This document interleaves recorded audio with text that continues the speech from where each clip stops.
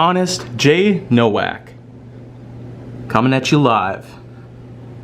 Alright.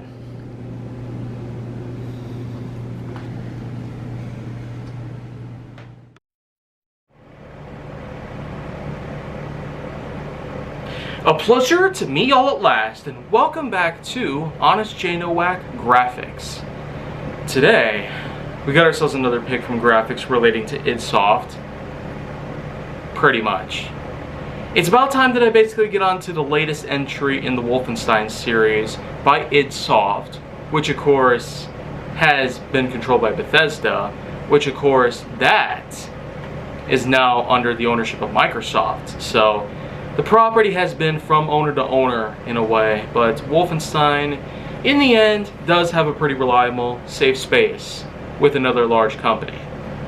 But all in all, Wolfenstein Youngblood being the latest in the series so far, and maybe a part where some people might not necessarily find the series very appealing as much, it is a bit more of an acquired taste.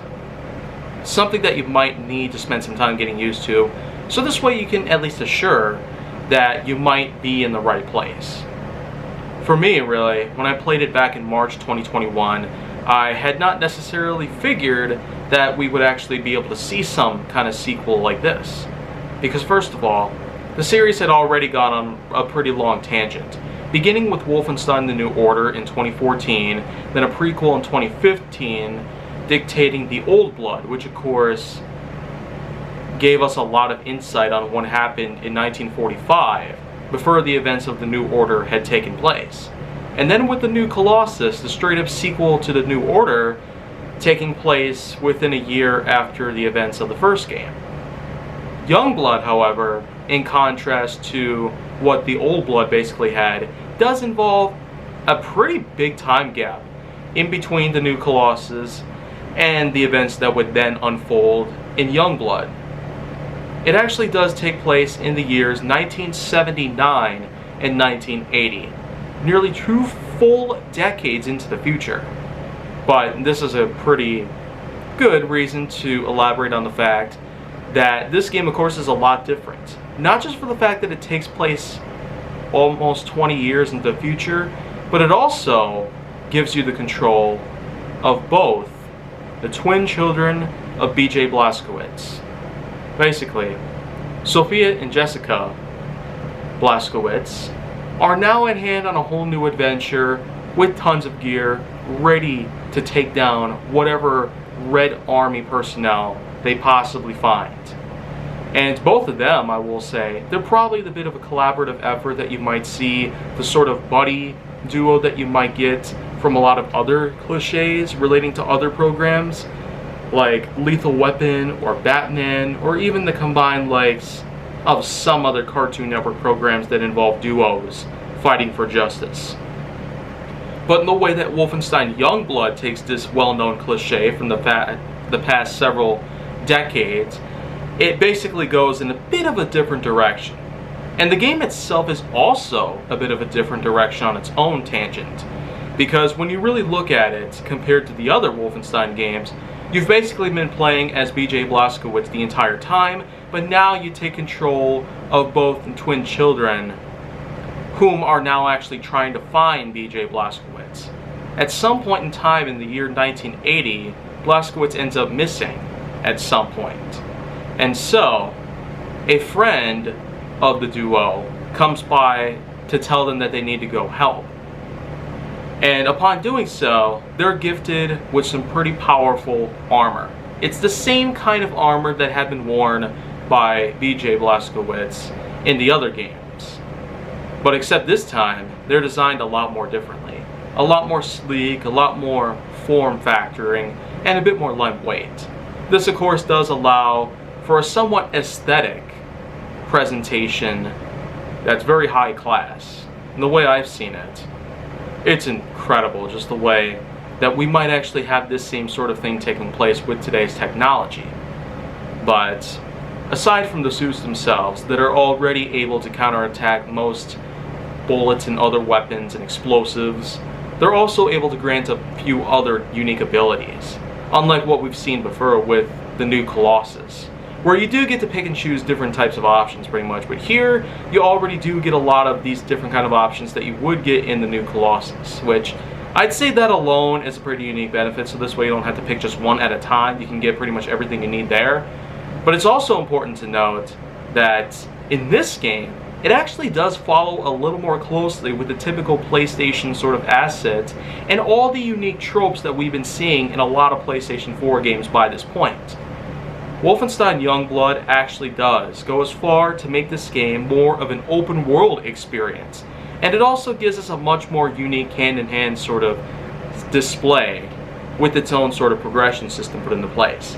The longer you play the game, the more enemies you take down, and the more tasks that you complete, it will allow you to earn certain points. And these points can in fact be exchanged to buy new skills, to buy new moves, to buy new upgrades, and a lot of other things that you can find in a ton of other PS4 games. So Youngblood really does do what it can to actually conform to the more recent acquisitions that have been taking place. Tons of PS4 games, I tell ya.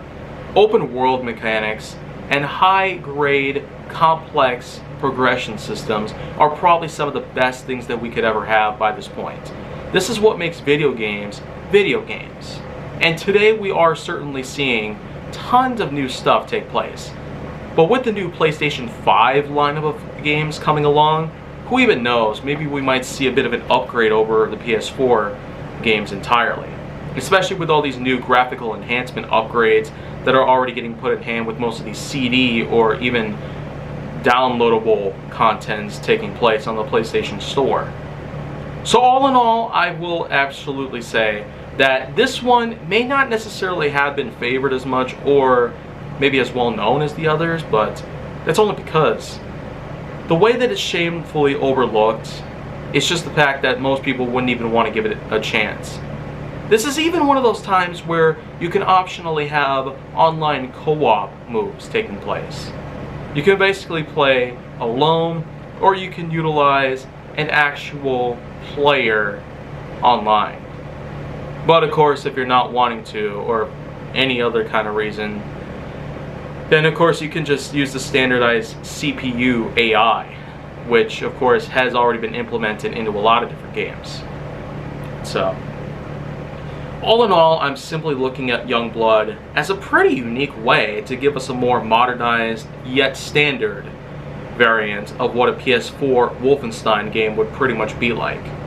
So, to have an open world sort of mechanic, to have yourself a lot of good things at hand, a lot of controls to take place, a lot of unique tasks that you can pull off, plenty of different ways that you can potentially upgrade or level up in whatever ways possible. And with so much more in hand, I consider this one to be a good pick by all means. For a 2019 installment to the Wolfenstein series, Youngblood really has quite a few impressive merits. And by all means, I won't necessarily recommend that everybody goes out and play it, but if they give it a chance, then maybe, just like with a lot of other things out there that seem shamefully overlooked, if you give them a chance, then you might find something very unique within them. Some ways it could even be better than what the original would be like. It's kind of like with the original Son of Kong, which came out not long after the original King Kong in 1933. It's a bit more humble and it's a bit more constructive. Despite being a project that took 9 months to make, in contrast to the first. So, I consider Son of Kong to be an amazing sequel, in contrast to what the first film is. It's probably extremely overrated by this point. And I'm willing to look at the sequels and even the B-movie quality, sort of other Kong films, even better than what the original has pretty much given us. The 76 remake I really love, even more than the original. But with the Wolfenstein Youngblood, in comparison to the other 3 games that we've seen on the PlayStation 4, all the Wolfenstein games are amazing, by all means. Great additions by Bethesda, which, again, is now under the ownership of Microsoft. So, a lot of people might not see it as a good sign, but deep down, we're probably overlooking a lot of potential. So, at this point, that's just pretty much all I got to highlight about that. And If you want to see more go down on my channel, then make sure that you like, subscribe, comment, follow me on social media, and stay on the Hollywood side.